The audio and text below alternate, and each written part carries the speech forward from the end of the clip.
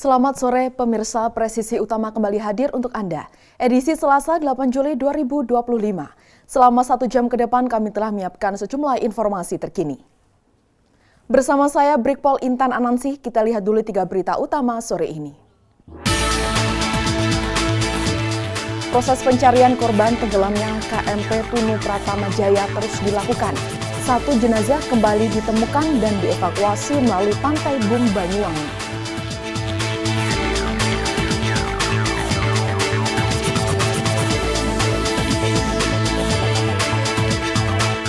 Hujan deras yang mengguyur wilayah Tangerang Selatan mengakibatkan beberapa tanggul jebol di Kecamatan Ciputa Timur. Peristiwa ini menyebabkan banjir di kawasan pemukiman dan berdampak pada ratusan warga.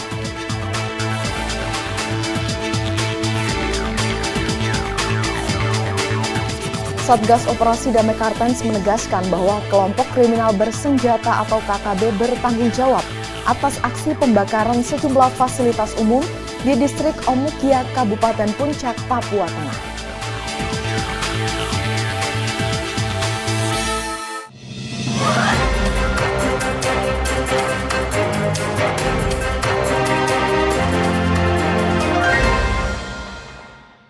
Di informasi pertama, pemirsa, proses pencarian korban tenggelamnya KMP Tunu Pratama Jaya terus dilakukan.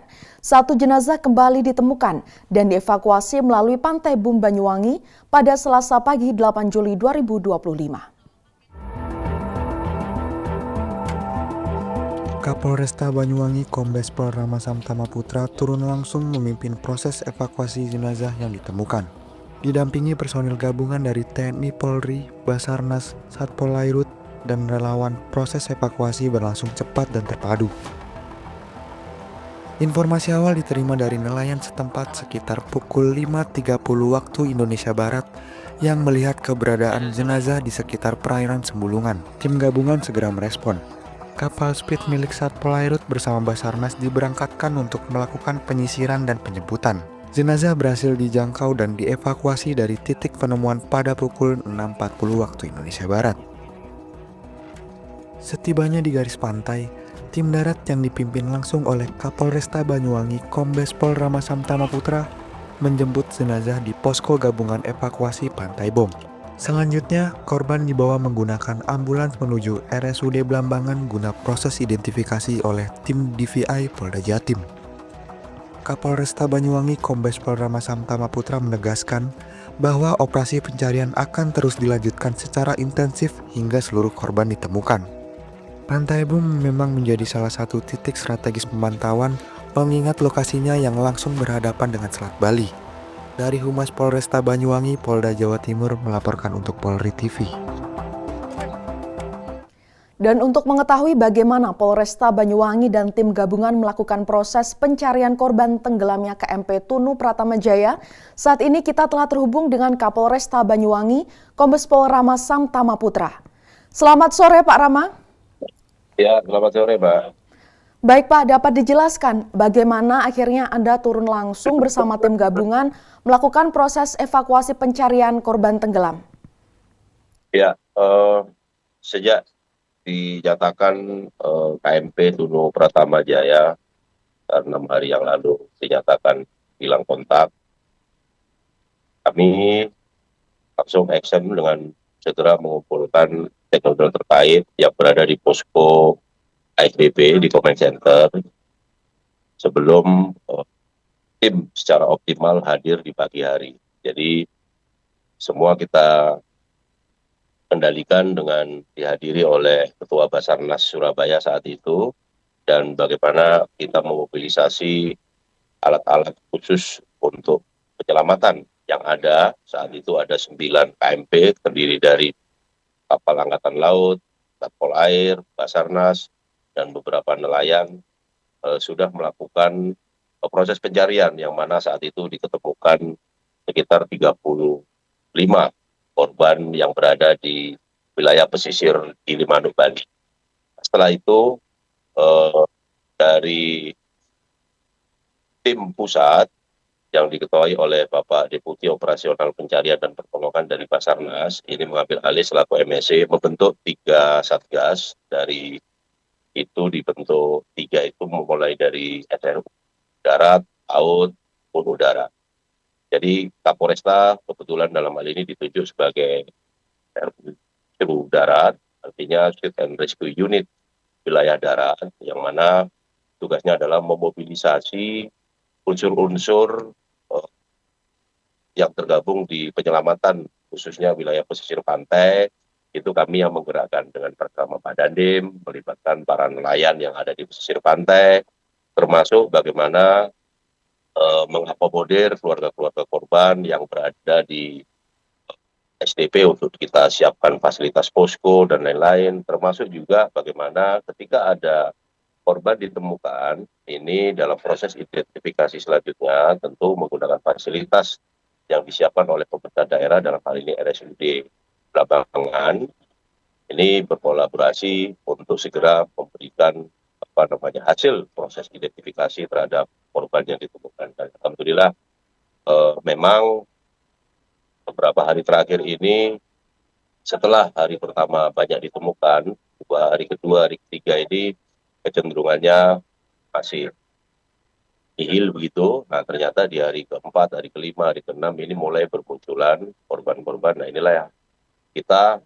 senantiasa berkolaborasi dengan seluruh unsur SAR yang ada, komponen-komponen SAR yang ada, apakah itu dari instansi pemerintahan maupun masyarakat, ini kita libatkan. Sehingga dengan demikian harapannya ya proses dalam pencarian, penyelamatan, ini pemerintah hadir, negara hadir. Seperti itu, Mbak. Baik Pak Rama, kemudian jenazah korban yang berhasil dievakuasi ini apakah dibawa ke satu titik yakni RSUD Blambangan atau seperti apa penanganannya?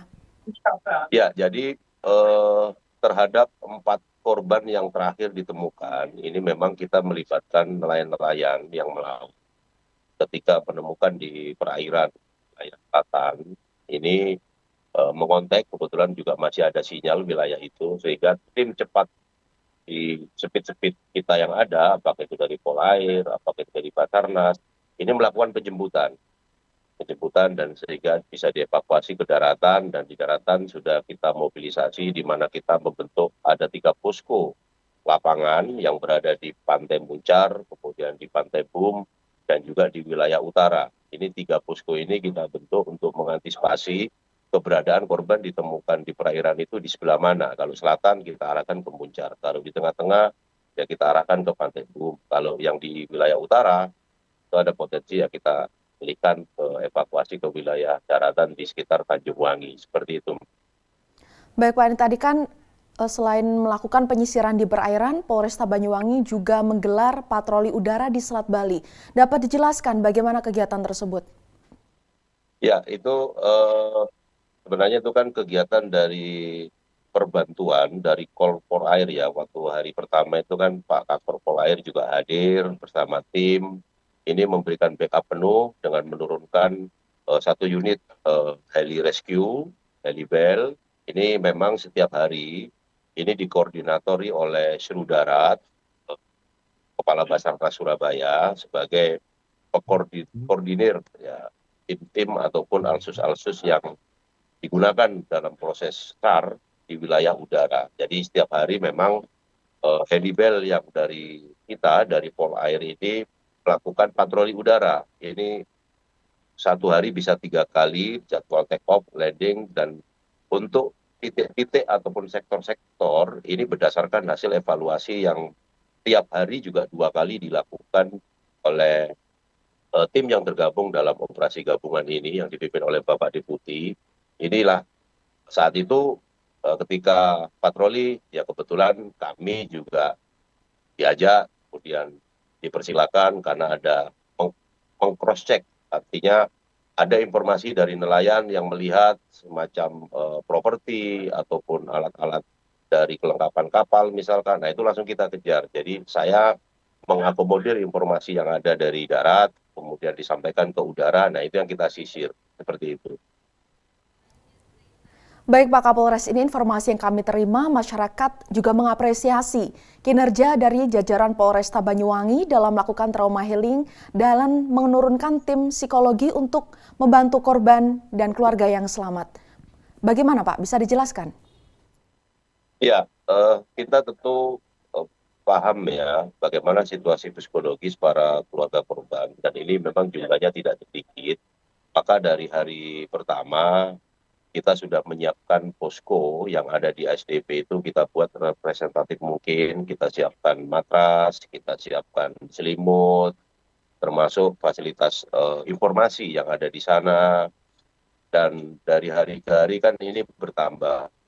Oleh karena itu tentu melihat bagaimana mental, kemudian tingkat stres keluarga ini, nah kita dari hari pertama menyemprinkan. Ada 4 tim yang tergabung dalam tim konseling, trauma healing. Ini dari teman-teman yang ada di Pak SDM, ditambah dengan Biro SDM, bagian psikologi yang memiliki latar belakang psikologi, ini kita bentuk tim untuk melakukan kegiatan-kegiatan trauma healing yang sifatnya adalah mengembalikan ataupun mengangkat moral, mengangkat mental, eh, khususnya kepada para keluarga korban yang ya mengalami musibah, sehingga harapannya bisa sedikit mengurangi tingkat depresi ataupun kecemasan. Nah itu kita lakukan.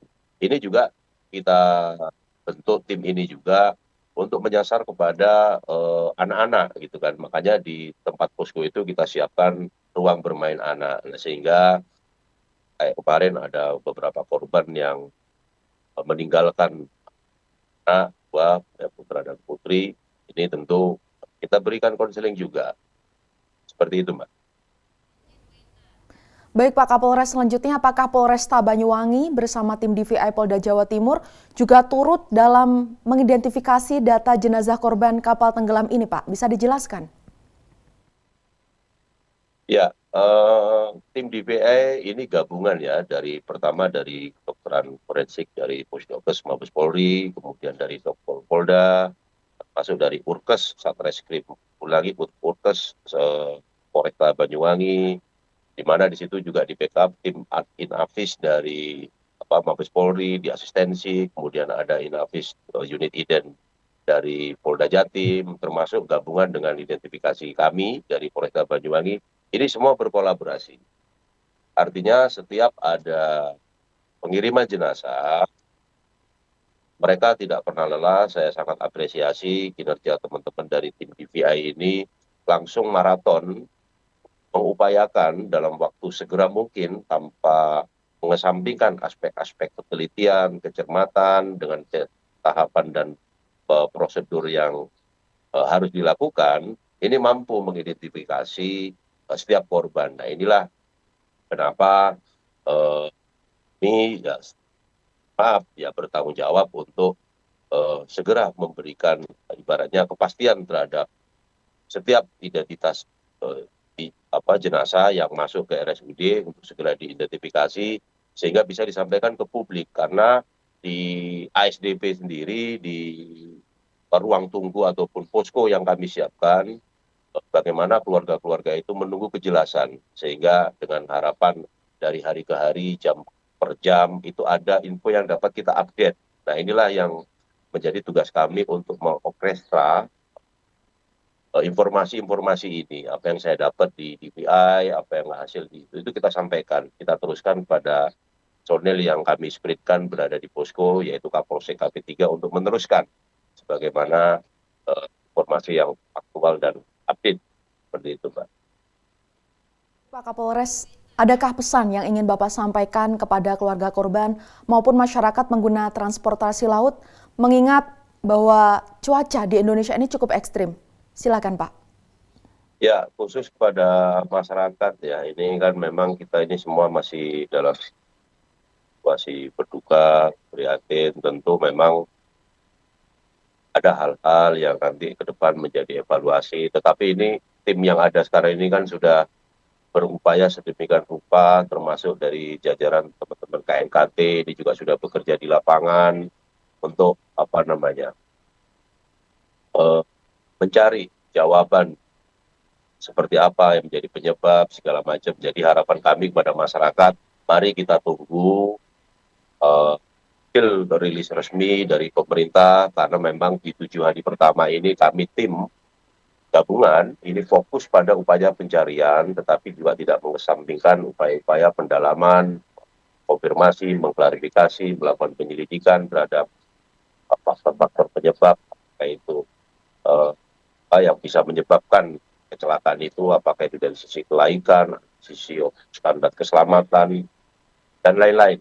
Nah, tentu kami paham masyarakat kepingin cepat, tapi harap bersabar karena ini kita juga masih fokus upaya pencarian. Kemudian yang kedua terkait dengan situasi cuaca, memang standar prosedur keselamatan yang diterapkan di operator SOP, ASDP di Ketapang sebenarnya sudah jalan terkait dengan ketika ada perakiraan BMKG terkait dengan cuaca, bagaimana tinggi gelombang, kekuatan arus, kecepatan angin, itu mempengaruhi bagaimana kapal-kapal ini boleh beroperasi atau tidak. Makanya di ASDP Ketapang ini sudah biasa ketika ada ombak tinggi, ada kecepatan angin yang tinggi, kemudian arus yang tinggi, itu biasa ditutup untuk sementara. Kadang 2 jam, 3 jam, nanti begitu cuaca agak landai, baru bisa dibuka kembali operasional penyeberangan. Jadi harapan kami kepada masyarakat yang ketiga khususnya bagi keluarga korban tentu saya dan kebanyakan juga ini warga masyarakat Banyuwangi dan sebagian juga ada dari Bali. Saya selaku Kapolresta Banyuwangi juga dalam kesempatan ini menyampaikan duka yang mendalam atas peristiwa ini dan meninggalnya para korban. Mudah-mudahan para korban jadi husnul khotimah, diampuni segala dosanya dan jadi mati syahid, mati yang muslim. Dan para keluarga korban kita juga sebenarnya berikan ya, mohon maaf, empati, simpati, mendatangi door to door, lakukan santunan masuk terhadap 2 putra putri yang kemarin ditinggal oleh seorang ibu yang sebagai penjaga kantin di kapal Dimas ini meninggal juga dan sudah ditemukan dan dikubumikan. Ini kan yatim piatu, bapaknya sudah setahun yang lalu juga meninggal. Ini kami berikan beasiswa pendidikan dan sekali lagi ini adalah musibah bencana dan kita semua prihatin. Tentu harapan kami masyarakat khususnya yang ketiga tadi insya Allah untuk ke depan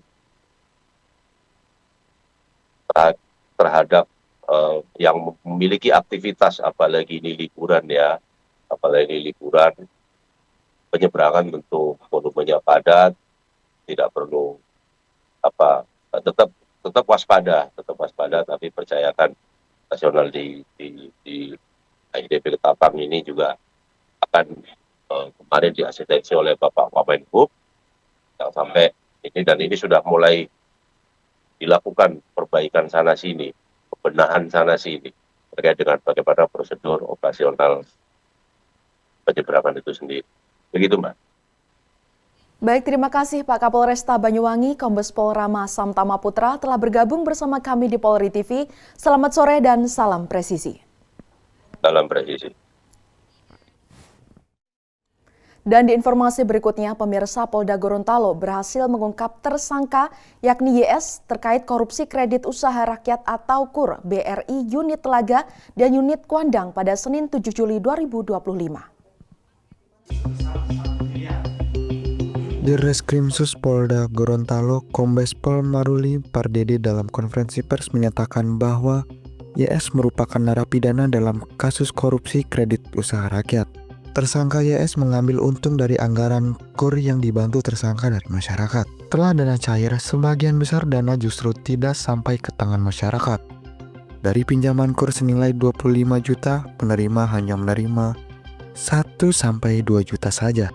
Berdasarkan audit Badan Pemeriksa Keuangan, kerugian negara dalam kasus ini ditaksir mencapai 1 miliar rupiah. Jumlah calon penerima KUR yang ditanya diajukan oleh tersangka mencapai 4.645 orang di unit Kuandang dan 17 orang di unit Telaga. Penyidik juga mendalami kemungkinan aksi serupa terjadi di unit BRI lainnya di beberapa kabupaten di Provinsi Gorontalo YS dijerat dengan pasal 3 Undang-Undang Nomor 31 Tahun 1999 tentang pemberantasan tindak pidana korupsi Jungto, pasal 55 ayat 1 ke 1 KUHP. Ancaman hukuman maksimal adalah penjara seumur hidup dan denda hingga 1 miliar rupiah. Dari Humas Polda Gorontalo, melaporkan untuk Polri TV. Berikutnya pemirsa, Satgas Operasi Damai Kartens menegaskan bahwa kelompok kriminal bersenjata atau KKB bertanggung jawab atas pembakaran sejumlah fasilitas umum di distrik Omukia, Kabupaten Puncak, Papua Tengah. Aksi ini dinilai sebagai propaganda untuk membuat kekacauan di tengah masyarakat.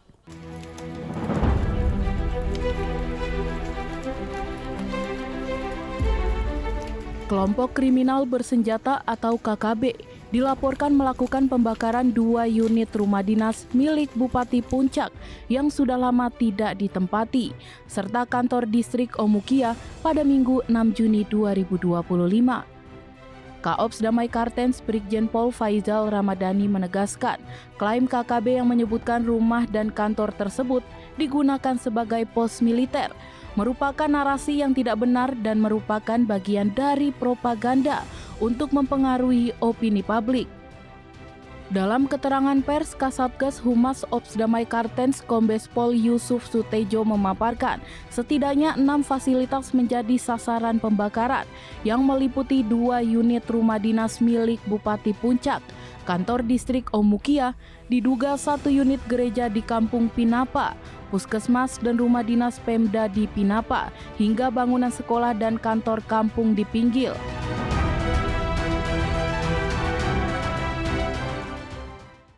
Kami tegaskan bahwa fasilitas sipil yang dibakar oleh kelompok kriminal bersenjata, termasuk rumah dinas bupati, kantor distrik, gereja, sekolah, dan puskesmas, tidak digunakan sebagai pos militer oleh TNI maupun Polri.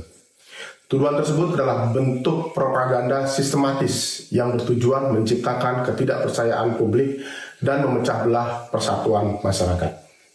Seluruh korban sipil yang menjadi target kekerasan KKB bukanlah anggota TNI maupun Polri.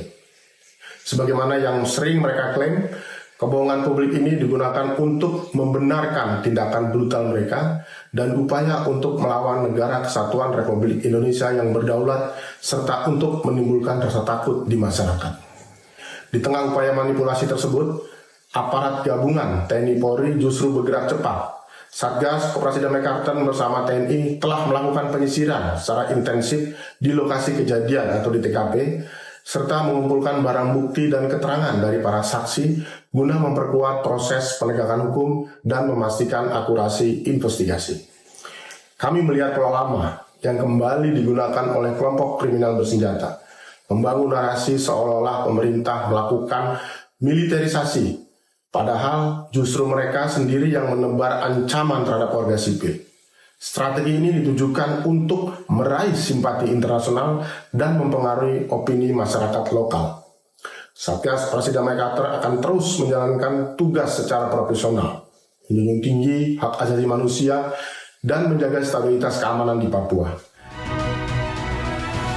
Satgas Ops Damai Kartens menegaskan bahwa seluruh personel di Kabupaten Puncak hanya bertugas untuk menjaga keamanan masyarakat dan tidak menggunakan fasilitas sipil untuk operasi militer. Masyarakat dihimbau untuk tidak terprovokasi, tetap menjaga persatuan dan kedamaian di tanah Papua, dan juga tidak mudah mempercayai informasi-informasi yang beredar di media sosial. Dari Humas Satgas Damai Kartens melaporkan untuk Polri TV.